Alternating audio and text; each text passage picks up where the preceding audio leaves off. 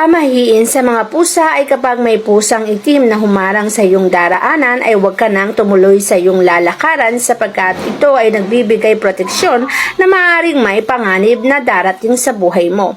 Kapag naman ang mga pusa ay nakakarinig ng sobrang lakas ng ingay ay hindi sila mapakali sapagkat ito ay nakakagambala sa kanilang buhay. May mga pusa rin naman na naghahanap ng tinatawag na power spot. Ang mga power spot ay solidong background na talaga namang nagbibigay na magandang kapalaran. Kapag ang bahay o tirahan ng mga pusa ay nasa power spot, tiyak na sila ay magbibigay sa iyo ng mas magandang blessing sa iyong buhay. At kapag naman ang pusa na yan ay laging nakaabang at dikit ng dikit sa iyo kapag ikaw ay umuwi ng iyong bahay, siguradong may blessing na darating sa iyong tahanan. Kaya naman ang pag-aalaga ng pusa ay talaga namang maganda.